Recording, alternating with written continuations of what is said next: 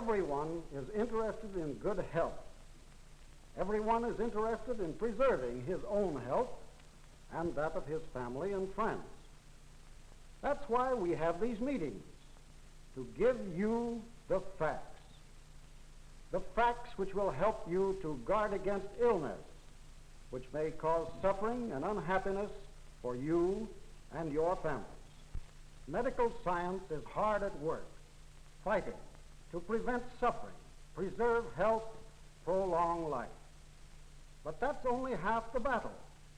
Equally important is knowledge on the part of everyone, all of you, your families and friends, of how to use what the men of medicine have to offer.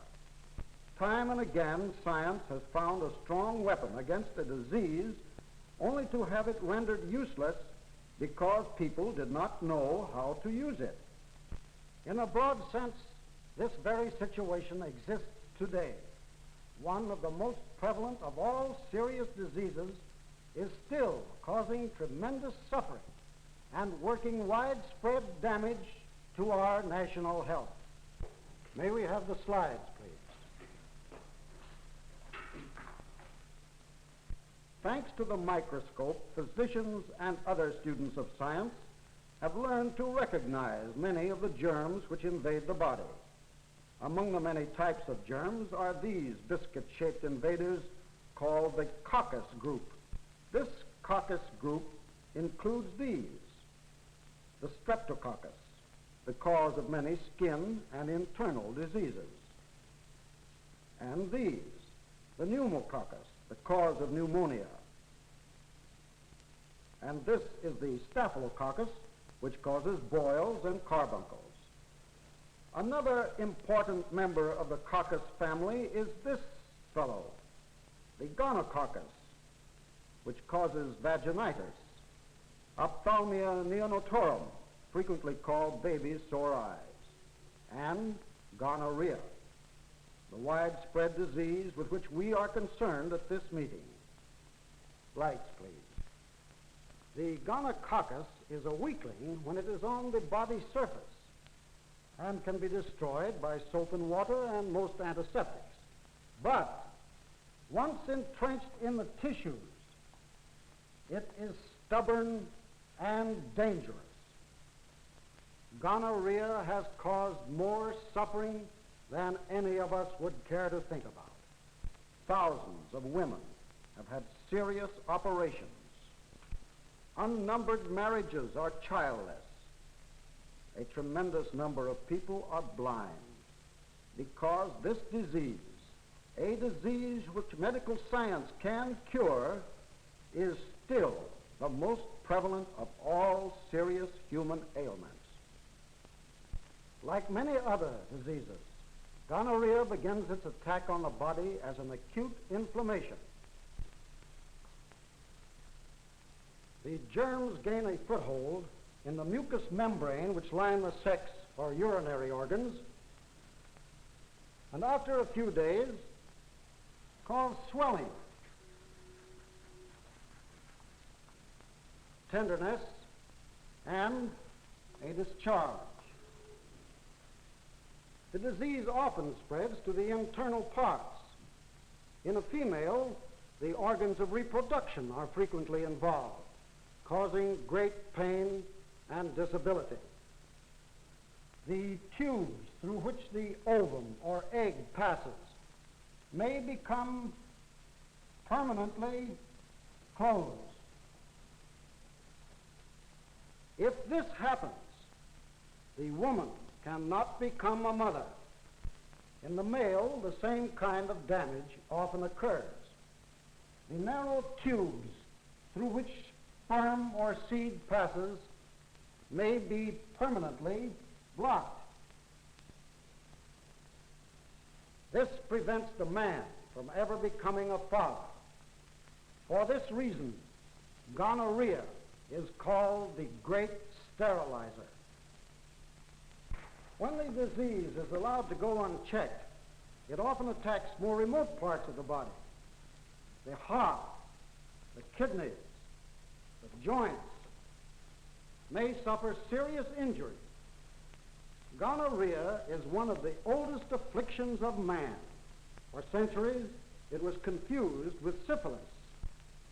In 1767, John Hunter, a famous Scottish physician, actually infected himself with syphilis in a mistaken effort to prove that syphilis and gonorrhea were one and the same disease.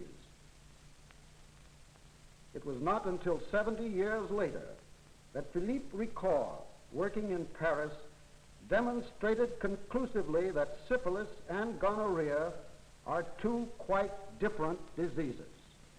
Finally, in 1879, Albert Neisser discovered the germ which causes gonorrhea. He was the first to see and recognize the gonococcus as the cause of gonorrhea. And his work opened the way to a series of brilliant discoveries by scientists working in research centers in many countries. They grew the gonococcus in their laboratories and produced valuable laboratory methods to aid in diagnosis. They learned how the disease passes from one person to another.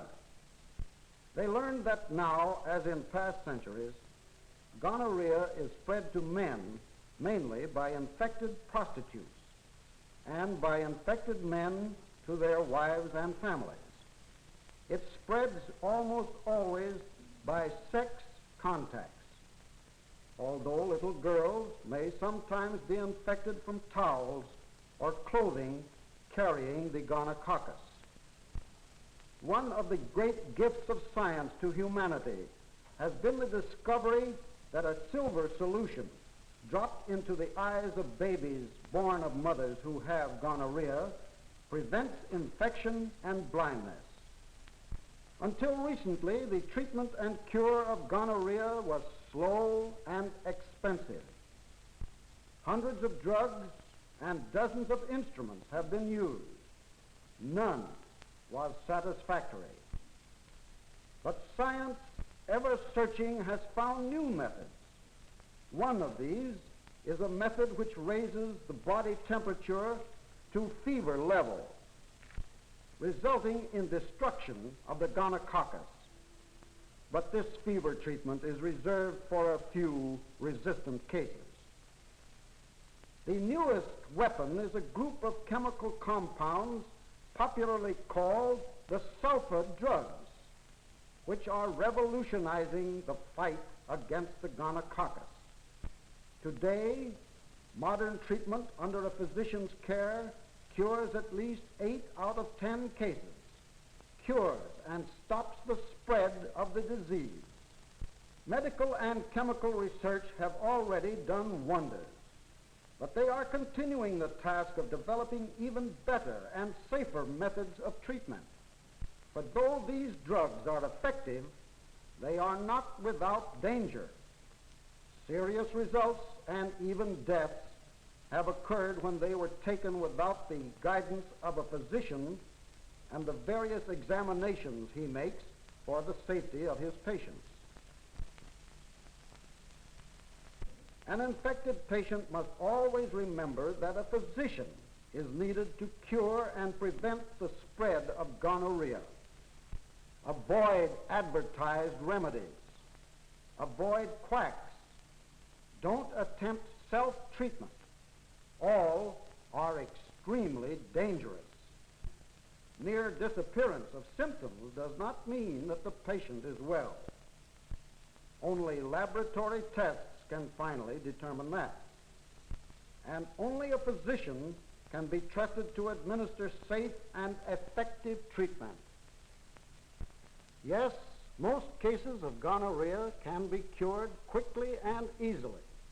The first thing a person who suspects gonorrhea must do is to go to his family physician, or, if he has none, the nearest health department, hospital, or medical society will tell him where to find diagnosis and treatment within his means. All over the United States, thousands of capable physicians, hundreds of reliable clinics, and scores of health officers are finding, treating, and preventing gonococcus infections. With the cooperation of the public, the prevalence of gonorrhea can be reduced, suffering can be prevented, sight can be saved, the gift of parenthood can be preserved. It is everyone's job, yours and mine, to see that the facts about the dangers and the cure of gonorrhea are known to everyone. For when ignorance gives way to knowledge, when furtive fear yields to confidence, when people learn to consider gonorrhea in the same light as they do other dangerous infections, then, and only then, can science be successful in the fight against this most prevalent of all serious human ailments.